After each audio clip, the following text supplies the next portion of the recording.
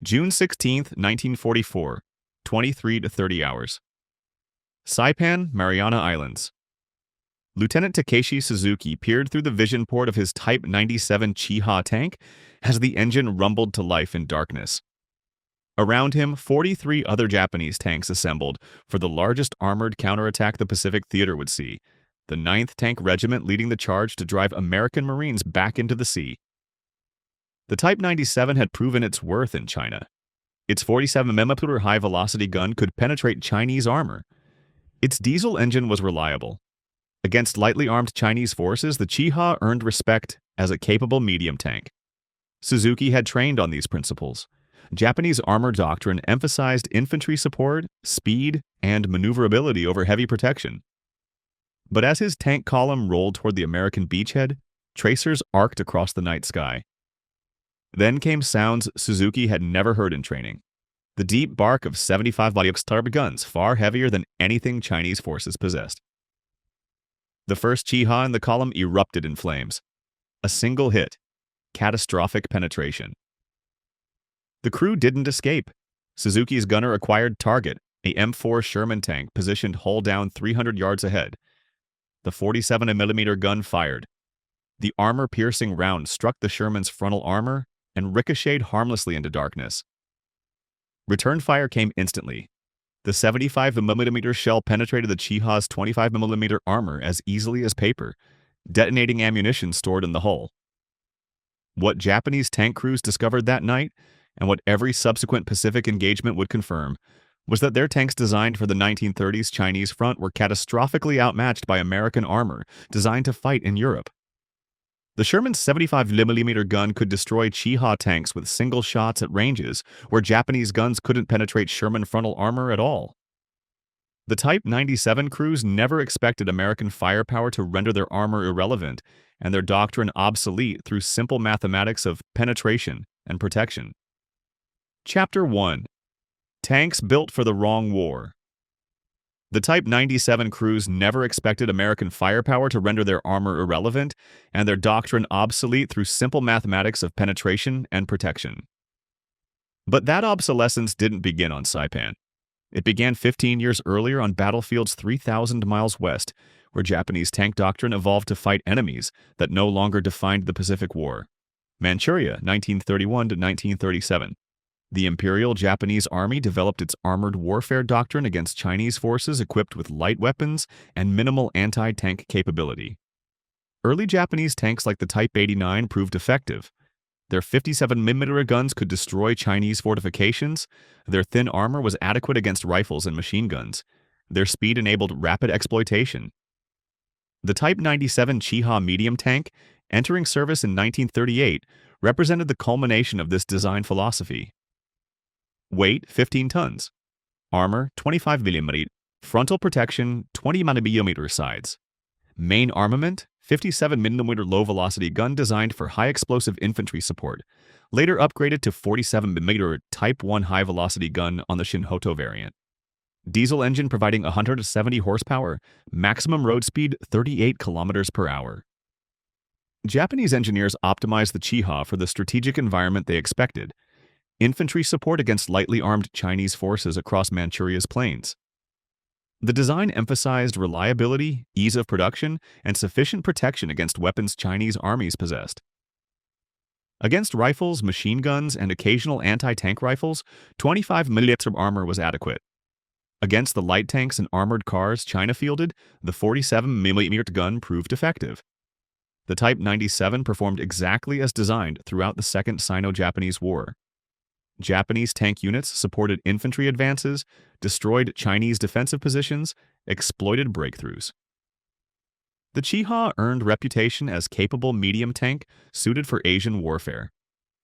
By 1941, when Japan expanded operations into Southeast Asia and the Pacific, tank doctrine remained fundamentally unchanged. Armor existed primarily for infantry support, not tank versus tank combat. The Malayan Campaign and Philippines invasion of 1941-1942 reinforced this assessment. British and American forces in these early Pacific battles possessed minimal tank support and limited anti-tank weapons.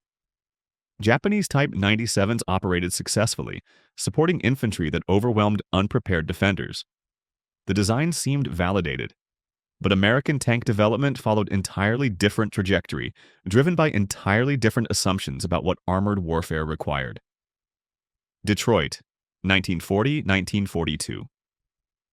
American engineers designed the M4 Sherman medium tank with European warfare in mind. Anticipating combat against German panzer divisions equipped with modern armor and powerful anti-tank guns. The Sherman needed to survive German 75mm and 88mm guns while possessing firepower to penetrate German armor at combat ranges. The result? Weight 30–33 tons depending on variant. Armor, 51 to 76mm frontal protection, depending on model and location, sloped at angles enhancing effectiveness. Main armament, 75mm M3 gun firing. Armor-piercing rounds at 620 meters per second. Muzzle velocity, gasoline engine, most variants, producing 450 horsepower. Maximum road speed 40 kilometers per hour. The Sherman wasn't designed to fight Japanese tanks. It was designed to fight panthers and tigers in European hedgerows. But when deployed to the Pacific Theater in 1943–1944, that European design philosophy created technical mismatch so profound that tank versus tank combat became one-sided execution rather than battle. The numbers told a brutal story. Sherman's 75mm gun could penetrate 68mm of armor at 500 yards, 60mm at 1,000 yards, using standard M61 armor-piercing ammunition. The Chiha's 25mm frontal armor presented no obstacle.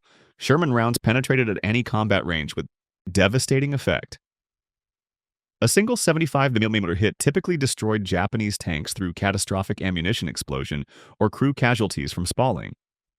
Conversely, the Type 97's 47mm Type 1 gun could theoretically penetrate 50 millimeters of armor at 100 meters, using armor-piercing ammunition. But Sherman frontal armor exceeded that thickness at critical locations, particularly the cast hull front and turret mantlet.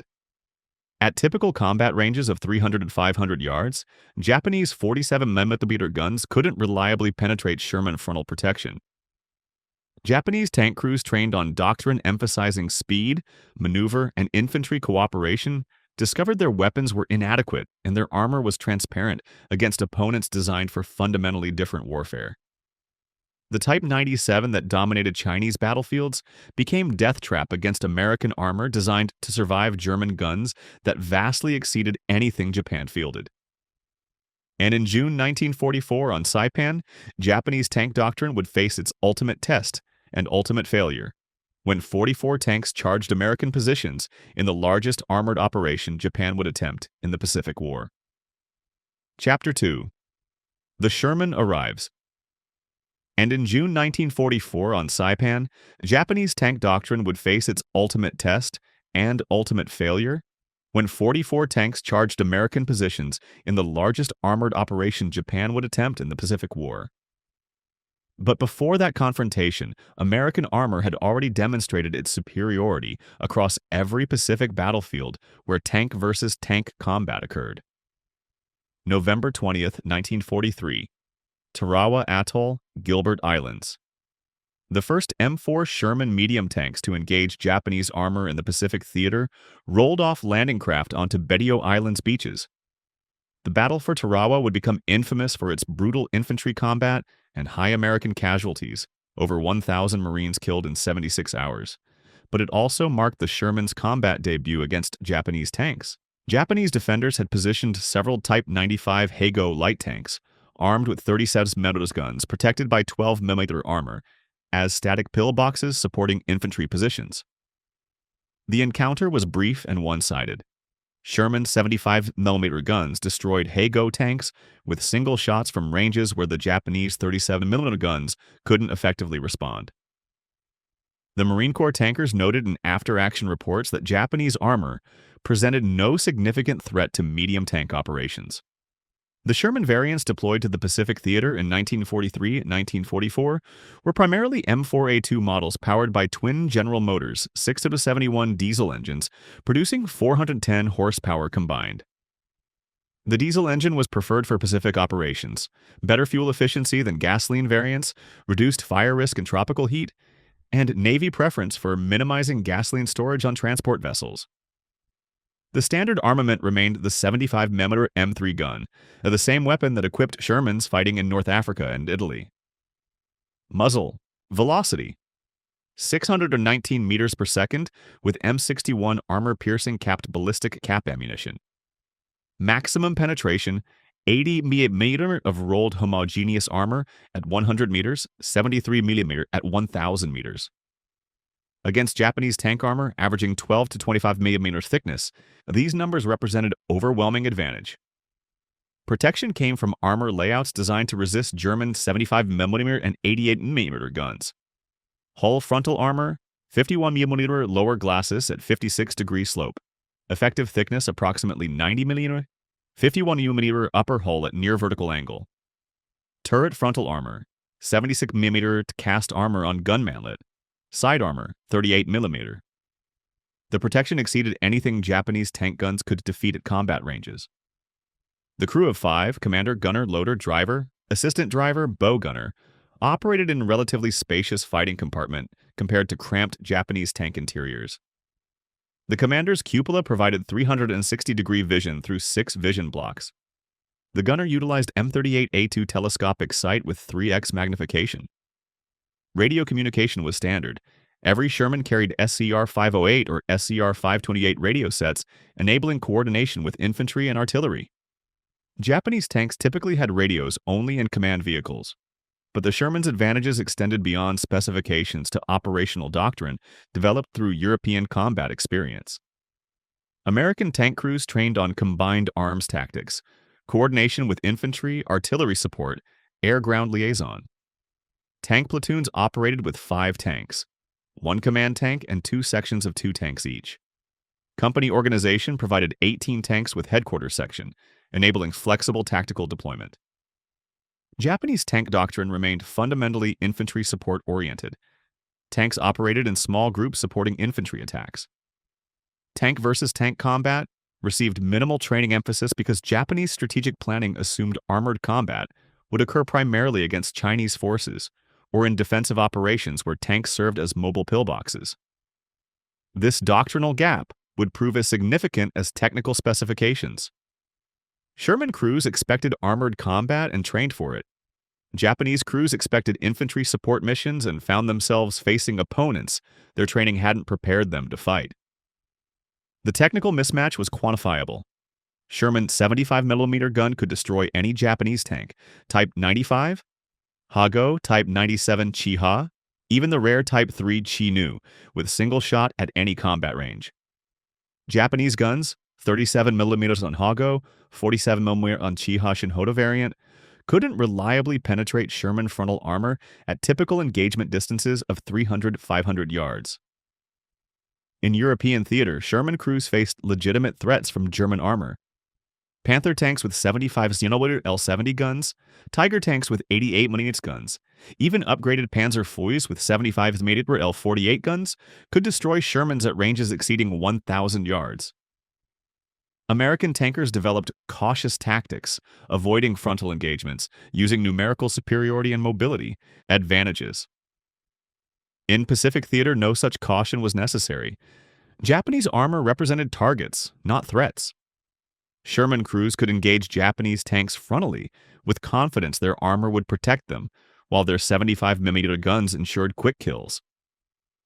By mid-1944, as American forces prepared to invade the Mariana Islands, the Sherman had established clear superiority in every tank engagement across the Pacific.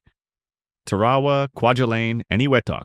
Wherever Japanese tanks appeared, Shermans destroyed them with minimal losses. But Japanese commanders on Saipan planned something unprecedented. A massed tank assault, 44 tanks attacking simultaneously under cover of darkness to overwhelm American positions through shock and numbers rather than technical superiority. The 9th Tank Regiment would commit Japan's largest armored force in the Pacific War to a night attack that Japanese planners believed could reverse the battle's momentum. They were wrong. And what happened on the night of June 16-17, 1944, would demonstrate why technical specifications and tactical doctrine mattered more than courage when asymmetric warfare pit obsolete equipment against modern engineering designed for entirely different battlefield. Chapter 3. The Night Attack on Saipan. They were wrong, and what happened on the night of June 16 to 17, 1944, would demonstrate why technical specifications and tactical doctrine mattered more than courage when asymmetric warfare pit obsolete equipment against modern engineering designed for entirely different battlefield. June 16, 1944, 2300 hours. Saipan's interior hills. Lieutenant Colonel Hideki Goto commanded the 9th Tank Regiment, 44 tanks comprising the largest Japanese armored force remaining in the Marianas. His orders were clear: counterattack the American beachhead at night, break through marine lines, destroy artillery positions, drive invading forces back to the beaches. The plan reflected desperation rather than sound tactics. American forces had landed on Saipan's western beaches on June 15th, establishing beachheads despite fierce resistance.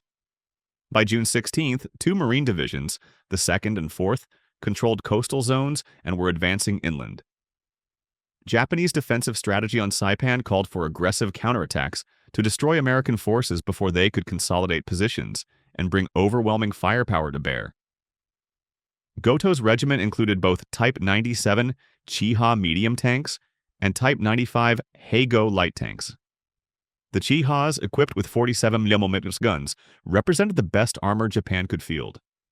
The Heigos, armed with 37mm guns, were reconnaissance vehicles pressed into combat roles they weren't designed for. Supporting the tanks were approximately 500 infantry from the 136th Infantry Regiment. The Japanese attack plan exploited darkness. American superiority in artillery and air support would be negated at night. Tank units would advance in column formation along the coastal road toward Marine, positions near Karan Kanoa. Speed and shock would overcome technical disadvantages. At least that was the theory. But American intelligence had anticipated counterattacks. Marine defensive positions incorporated multiple layers: forward outposts, main defensive line with dug-in infantry, artillery positioned in depth, and critically, Sherman tanks from the 2nd and 4th Tank Battalions positioned to support infantry and engage any armored thrust. 23:30 hours. The Japanese column began moving. Engine noise carried across the tropical night. Diesel engines of Chiha tanks, gasoline engines of Heigo light tanks. American listening posts detected movement and radioed warnings. Artillery fire control parties prepared coordinates. Sherman crews buttoned up their tanks and traversed turrets toward anticipated axis of advance. The Japanese tanks reached the American perimeter at approximately 23:50 hours. Forward outposts engaged with small arms fire and anti-tank rockets. The M9A1 2.36-inch bazooka had arrived in Marine Corps arsenals earlier in 1944. Several Heigo light tanks, vulnerable even to bazooka penetration through their 12mm side armor, were knocked out immediately. But the main Japanese force pushed forward. Chiha medium tanks opened fire with 47mm guns at muzzle flashes and suspected positions. Infantry dismounted and moved forward in human wave attacks that characterized Japanese Pacific War tactics. For approximately 20 minutes, the night battle appeared chaotic. Darkness, explosions, tracer fire creating confusion that the Japanese plan depended on. Then the Shermans engaged. Marine Corps M4A2 Shermans positioned in hull-down defensive positions, turrets exposed, hull protected by terrain, began firing at Japanese tanks illuminated by burning vehicles and muzzle flashes. The 75mm guns fired high explosive and armor-piercing rounds at targets 300 to 500 yards distant. Effective range for night combat was limited, but Japanese tanks approaching American positions presented targets impossible to miss. The first Sherman rounds achieved catastrophic kills. Type 97. Chiha tanks, armor protection 25mm frontal, 20mm sides, offered no resistance to 75mm armor-piercing ammunition. Penetration caused immediate ammunition explosions or crew casualties from spalling and secondary fragmentation. Tanks that survived initial hits burst into flames as fuel tanks ruptured and diesel ignited. Japanese tank crews attempted to return fire. The 47mm guns on Chiha Shinhoto variants could theoretically damage Shermans, but only with flank or rear shots against thinner armor, and only at close range. The Sherman's frontal armor, 51mm lower glacis, 76mm turret mantlet, defeated Japanese armor-piercing rounds at engagement ranges. Japanese gunners watched their shots ricochet off Sherman armor, while American return fire destroyed their vehicles with single hits. The Type 95 Hago light tanks fared even worse. Their 37 subitwist guns, adequate against infantry positions and light structures, were completely ineffective against Sherman armor. Several Hagos approached to point-blank range attempting to achieve penetration. Marine infantry destroyed them with bazookas, sticky bombs, and close-range Sherman fire using high-explosive shells that didn't require armor penetration to disable light tanks through the blast effect. By June 17th, approximately 90 minutes after the attack began, the Japanese assault had collapsed. Burning tanks littered the coastal approach. Infantry units caught without armor support in open ground were decimated by Marine rifle fire and artillery. Survivors retreated into Saipan's interior hills, abandoning disabled tanks and wounded comrades. Dawn reconnaissance revealed the devastation. 31 Japanese tanks destroyed, 24 completely burned out, 7 disabled but potentially repairable. 0 Sherman tanks destroyed. 2 Shermans damaged by 47mm hits against side armor, both remained operational after field repairs. The largest Japanese armored operation in the Pacific War had lasted less than 8 hours and achieved nothing beyond confirming what Tarawa had already demonstrated. Japanese armor was obsolete against American medium tanks. Lieutenant Colonel Goto died in the attack. Most of his tank commanders were killed or wounded. The 9th Tank Regiment effectively ceased to exist as a combat formation. The surviving 13 tanks, those held in reserve or disabled during the attack, would spend the remainder of Saipan's battle dug in as static pillboxes, never again attempting mobile operations. The night attack on Saipan represented the high watermark of Japanese armored operations in the Pacific. Never again would Japan attempt massed tank assault. The doctrinal assumptions that guided Japanese armor development, infantry support against lightly armed opponents, had collided with reality of American armor designed for European warfare, and the collision left Japanese tank warfare capability shattered beyond recovery. Chapter 5. The Philippines. Last Stand. And this mathematical certainty would define every subsequent tank engagement in the Philippines campaign, where the largest tank battle of the Pacific War would demonstrate that even when Japanese tankers fought with skill and determination, physics and engineering determined victory before tactics mattered. October 20th, 1944. American forces invaded Leyte Island in the Philippines, beginning the campaign to liberate the archipelago and sever Japan's access to Southeast Asian resources. General Douglas MacArthur waded ashore fulfilling his famous promise, "I shall return." The invasion triggered Japanese defense plans that included commitment of the 2nd Armored Division, the 2nd Tank Division, Japan's most experienced and best equipped armored formation. The 2nd Tank Division, commanded by Major General Shizuo Iwabuchi, deployed approximately 200 tanks to the Philippines between October and November 1944.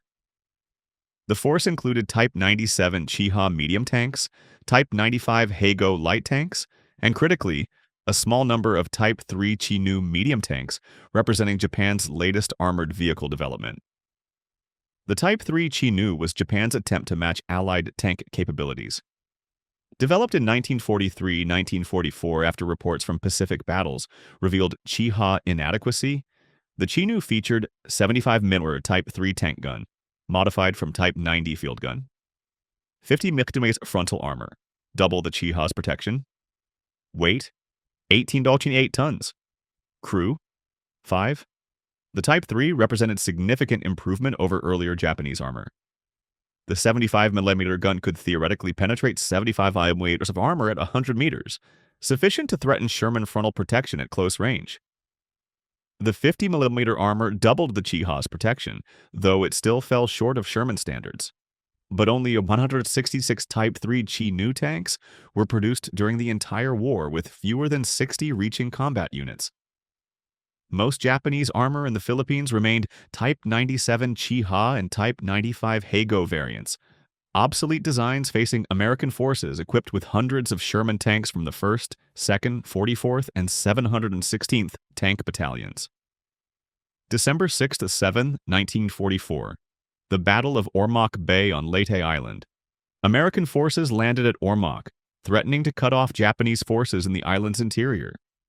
Japanese commanders committed armored forces in desperate counterattack, the largest concentration of Japanese tanks engaged in single Pacific battle. Approximately 70 Japanese tanks, primarily Type 97, Chiha medium tanks with supporting Type 95 Heigo light tanks, attacked American positions at dawn. The Japanese plan relied on speed and surprise. Strike before American artillery and air support could organize, overwhelm beach defenses, destroy supply dumps. The attack began at 0630. Japanese tanks advanced in column along coastal roads, supported by infantry riding on tank exteriors. American defensive positions included Sherman tanks from the 44th Tank Battalion positioned to support the 7th Infantry Division's beachhead. The engagement began at approximately 400 yards as Japanese tanks emerged from treeline. Sherman crews engaged immediately. The battle lasted 4 hours, unusually long for Pacific tank combat, because Japanese forces committed reserves repeatedly, sending tanks forward in waves rather than single-massed assault. Each wave met identical fate. Sherman's 75mm guns destroyed Japanese tanks at ranges where return fire couldn't penetrate American armor. The few Type 3 Chinook tanks present demonstrated their improved capability. Several achieved penetrating hits on Sherman tanks, the first time in Pacific combat that Japanese armor successfully defeated Sherman protection. 3 Shermans were knocked out by 75mm hits against side armor at close range. American tank crews noted in after-action reports that they had encountered improved Japanese tanks with guns, capable of defeating our armor. But improved capability didn't equal parity. The Type 3's 75mm gun matched early war Sherman armament, but couldn't match American tactical advantages. Numerical superiority, better optics, superior crew training, radio communication enabling coordinated fire. The handful of Chinook tanks were destroyed within hours, most by multiple Sherman hits concentrating fire through radio-directed teamwork Japanese units couldn't replicate. By 10:30 December 7th, the battle was over. 63 Japanese tanks destroyed, 57 completely burned out, 6 disabled and captured. American forces lost 7 Sherman tanks, 3 to Type 3 Chinook fire, 4 to close-range infantry anti-tank attacks with magnetic mines and satchel charges. The loss ratio exceeded 9.1 in American favor, and this represented one of the closest tank battles of the Pacific War. Subsequent Philippines engagements followed the established pattern. Japanese tanks attacked American positions. Shermans destroyed them with minimal losses. By March 1945, when Manila fell and Philippines campaign entered final phase, Japanese armored forces in the islands had been effectively annihilated. Captured Japanese tank officers described the psychological toll of fighting in obsolete equipment. Major Takeo Yamaguchi, commanding officer of a Type 97 company destroyed near Ormoc, was captured after his tank was disabled. His interrogation revealed the desperation Japanese tankers faced. We knew before attacking that our tanks could not defeat American Shermans in direct combat. Our 47mm guns cannot penetrate their frontal armor. Their 75mm guns destroy us with single shots. But orders were to attack. Japanese doctrine does not permit retreat or defensive action when enemy can be engaged. So we attacked, knowing we would die, hoping that courage and sacrifice would achieve what weapons could not. When asked why Japan continued committing tanks to hopeless attacks, Yamaguchi responded, "What else can we do? Surrender is dishonor. Retreat is dishonor. Only attack preserves honor, even when attack is futile. We fought Chinese forces for years with these tanks. Against Chinese, we were superior. Against Americans, we are helpless. But we are still samurai. We still attack." The philosophy captured the tragic futility of Japanese armor operations throughout the Pacific War. Doctrine designed for 1930s Chinese warfare persisted into 1940s combat against industrial opponent whose engineering advantages couldn't be overcome through courage or sacrifice. Japanese tank crews fought bravely, skillfully executing tactics their training emphasized, and died pointlessly because their weapons were inadequate and their doctrine was obsolete. By war's end, Japan had lost virtually its entire tank force in the Pacific theater. Thousands of tanks destroyed, tens of thousands of crewmen killed, with minimal impact on American operations. The Type 97 Chiha that dominated Manchurian battlefields became death trap in the Philippines. The armor doctrine that succeeded against China failed catastrophically against America. And the lesson, that technological disparity determines combat outcomes regardless of warrior spirit, would echo through post-war decades as military planners studied Pacific armor engagements, seeking to understand why courage couldn't compensate for engineering, and why honor couldn't defeat physics. Chapter 6. Static Pillboxes and Final Defense. And the lesson, that technological disparity determines combat outcomes regardless of warrior spirit, would echo through post-war decades as military planners studied Pacific armor engagements, seeking to understand why courage couldn't compensate for engineering, and why honor couldn't defeat physics.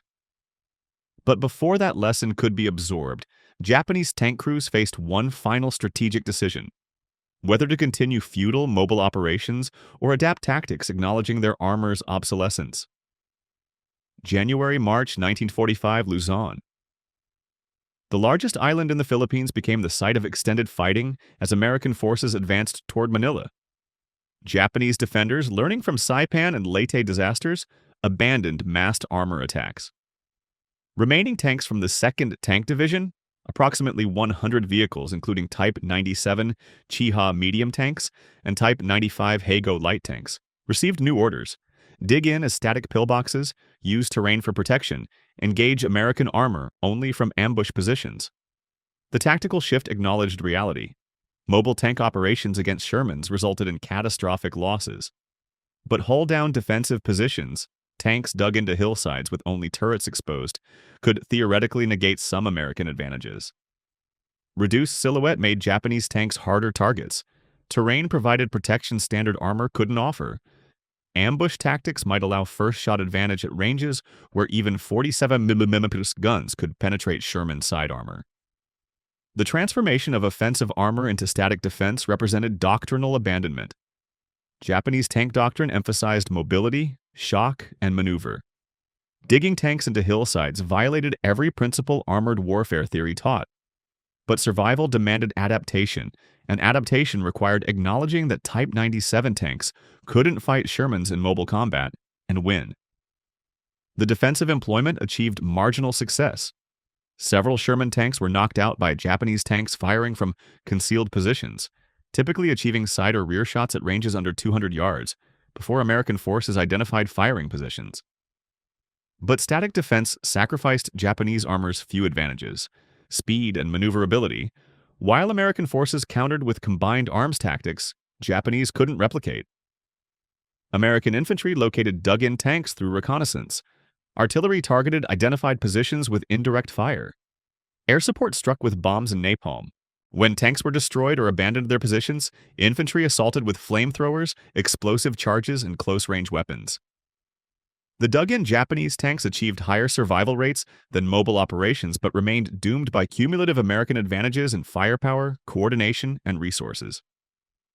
The Battle of Manila, February 3, March 3, 1945, demonstrated the futility of Japanese armor doctrine's final evolution.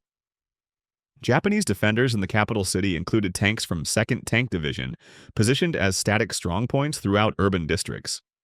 The tanks, dug into rubble, positioned in buildings, concealed in streets, provided fire support for infantry defending the city block by block. American forces responded with overwhelming firepower. Sherman tanks engaged Japanese armor at close range in urban combat, where neither side enjoyed clear advantage. The fighting was brutal. Manila suffered destruction comparable to Warsaw or Stalingrad, with over 100,000 civilian casualties. But the outcome was never in doubt. American forces could replace losses. Japanese could not.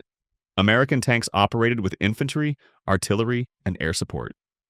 Japanese tanks fought isolated, without combined arms coordination. By March 3rd, Manila was secured. Every Japanese tank in the city had been destroyed or abandoned. The 2nd Tank Division, Japan's premier armored formation, effectively ceased to exist. Scattered survivors retreated into Luzon's mountains where they would fight until war's end. their tanks left behind as burned-out hulks littering Manila's streets. Captured Japanese documents and post-war interrogations revealed the psychological toll static defense imposed on tank crews. One Type 97 commander wrote in his diary, "We are no longer tankers. We are immobile gun emplacements waiting to die. Our tanks cannot move. Americans destroy any vehicle that attempts maneuver. We can only sit and wait for artillery, air attack, or infantry assault. This is not armor warfare. This is slow execution." Another captured officer described the despair. "When I joined tank forces in 1936, we trained for mobile warfare, speed, maneuver, exploitation. In China, we executed those tactics successfully. But against Americans, mobility is suicide. Our only choice is to dig in and become stationary targets. We abandoned everything tank doctrine teaches because our equipment cannot compete. We die defending positions, not attacking objectives. This is shameful end for armored forces." The transformation from mobile armor to static pillboxes represented more than tactical adaptation. It symbolized comprehensive failure of Japanese military-industrial complex to provide forces with equipment competitive against modern opponents. Japanese industry couldn't produce tanks matching Sherman capabilities. Japanese doctrine couldn't compensate for technical inferiority through tactical innovation. Japanese courage couldn't overcome physics and engineering. By April 1945, remaining Japanese tanks in the Philippines, perhaps 50 vehicles scattered across Luzon and Mindanao, posed minimal threat to American operations. They were destroyed systematically as American forces cleared remaining resistance. Tank versus tank combat had ceased. Japanese armor existed only as static obstacles easily bypassed or eliminated. The Type 97 Chiha medium tank, effective against Chinese forces in 1930s Manchuria, had proven catastrophically inadequate against American armor designed for European warfare. The doctrine, training, and tactical employment Japanese tankers received prepared them to fight wars that no longer existed against opponents who no longer mattered. When facing industrial opponent whose engineering advantages couldn't be overcome through warrior spirit or tactical skill, Japanese armor warfare doctrine collapsed. And in the war's final months, as American forces prepared to invade Japan's home islands, military planners studied Pacific armor engagements, seeking lessons about technological disparity, doctrinal obsolescence, and the mathematical certainty that determined combat outcomes before courage could matter. Chapter 7. Legacy of Obsolescence. And in the war's final months, as American forces prepared to invade Japan's home islands, military planners studied Pacific armor engagements, seeking lessons about technological disparity, doctrinal obsolescence, and the mathematical certainty that determined combat outcomes before courage could matter. 1945, present. The Type 97 Chiha medium tank survives in museums as testament to how rapidly military technology can render entire doctrines obsolete.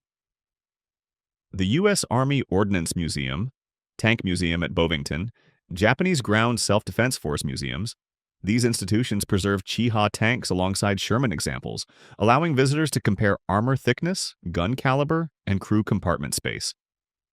The contrast is visceral. Standing beside both vehicles reveals the engineering philosophy gap. The Sherman towers over the Chiha, 33 tons versus 15 tons, 76mm frontal armor versus 25mm, 75mm gun versus 47mm. The Chiha appears almost toy-like, its riveted construction and thin armor plates visible reminders of 1930s design priorities optimized for Chinese warfare. Museum plaques explain the technical specifications but struggle to convey the human consequences. Japanese tank crews climbed into these vehicles knowing they faced American Shermans they couldn't defeat. They fought battles determined by penetration mathematics, calculated before first shots fired. Courage became irrelevant variable in equations dominated by armor thickness and projectile energy. Post-war analysis by U.S. Army Ordnance Department documented the disparity systematically.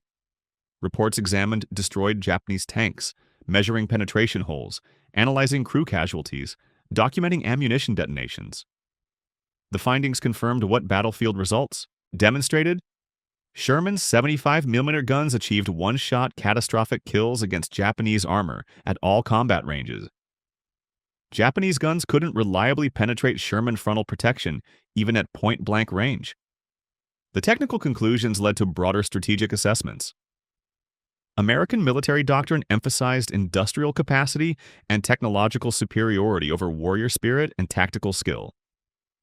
Japanese doctrine emphasized the opposite: spiritual readiness, offensive spirit, and acceptance of sacrifice. Pacific armor engagements demonstrated which philosophy determined modern warfare outcomes. Japanese post-war analysis reached similar conclusions through painful introspection. The Ground Self-Defense Force, established in 1954, studied Imperial Army armor operations, seeking lessons about technological preparation. The Type 97's failure became case study in how doctrine optimized for one opponent becomes fatal weakness against adversary with different capabilities. Colonel Masanobu Tsuji, who survived the war and authored several military analyses, wrote, "We trained to fight Chinese armies with equipment adequate for that mission. When Americans arrived with tanks designed for European warfare, our doctrine was obsolete, our equipment was inadequate, and our training was irrelevant. We continued attacking because Japanese military culture permitted no alternative. But courage cannot defeat physics, honor cannot penetrate armor, spirit cannot compensate for engineering." The lesson extended beyond tanks to broader questions about military preparation. Japanese aircraft, naval vessels, infantry weapons, all reflected design priorities optimized for conflicts against Asian opponents. When facing industrial opponent whose engineering capabilities exceeded Japan's by wide margins, technical inferiority determined outcomes regardless of tactical skill or determination. The few Type 3 Chi-Nu tanks that achieved penetrating hits against Shermans demonstrated that Japanese engineers understood the problem and attempted solutions. The Chi-Nu's 75mm gun and 50mm armor represented significant improvements over Chi-Ha specifications. But industrial capacity limited production to 166 units, insufficient to affect campaign outcomes. Japan couldn't mass-produce competitive tanks while simultaneously building aircraft, ships, and weapons for multi-front war. American industrial advantage was quantifiable. United States produced approximately 50,000 Sherman tanks during World War II. Japan produced approximately 6,300 tanks of all types. The numerical disparity exceeded 8.1, and this didn't account for Sherman's vast technical superiority. American factories produced competitive modern armor at industrial scale. Japanese factories produced obsolete designs in quantities inadequate for strategic requirements. Modern military planners study Pacific tank engagements as warnings about technological complacency. The Type 97 succeeded against Chinese forces, creating institutional confidence that proved catastrophic when facing different opponent. Military organizations optimize for threats they expect. But warfare's unpredictability means preparations for one conflict become vulnerabilities in another. The U.S. Army faced similar challenges in later conflicts. Sherman tanks dominant in 1944-1945. Pacific warfare proved vulnerable against North Korean T-34-85 tanks in 1950. The cycle repeated. Forces optimized for previous wars' threats encounter adversaries with different capabilities, exposing gaps between doctrine and reality. But the Type 97's obsolescence represented extreme example. The gap between Japanese armor and American engineering wasn't marginal, it was existential. Japanese tanks couldn't penetrate Sherman armor. Sherman guns destroyed Japanese tanks with single shots. The asymmetry left no tactical solution, no doctrinal adaptation, no training that could compensate. Captured Japanese tank crewman Sergeant Takeshi Suzuki, the lieutenant from Saipan who survived the June 16-17 night attack, spent post-war decades reflecting on his experience. In 1985 interview, he described the hopelessness. "I trained for 5 years on Type 97 tanks. I believed we were prepared, professional, capable. Then I faced Sherman tank at Saipan and everything I learned was useless. My gun couldn't harm them. Their gun destroyed us instantly." This wasn't battle. Battle implies opponents can harm each other. This was execution by technological superiority. When asked what lesson he drew from the experience, Suzuki responded, "Courage matters, training matters, tactics matter. But when technology creates insurmountable gap, nothing else matters enough." Japanese spirit could not compensate for American engineering. We died bravely, but we died uselessly. The lesson is, prepare for future wars with equipment adequate for future threats, not past victories. The Type 97, Chiha remains in museums not merely as historical artifact, but as warning.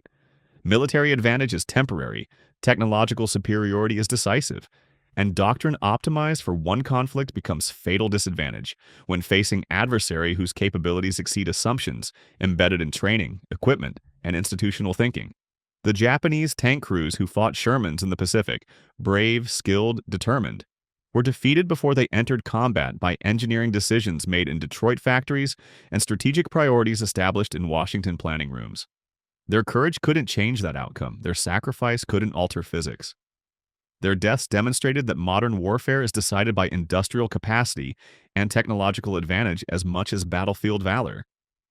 And museums preserving their tanks remind each generation that preparing for the last war with yesterday's equipment is a recipe for catastrophe when tomorrow's conflicts bring adversaries whose capabilities render obsolete everything doctrine, training, and experience taught about warfare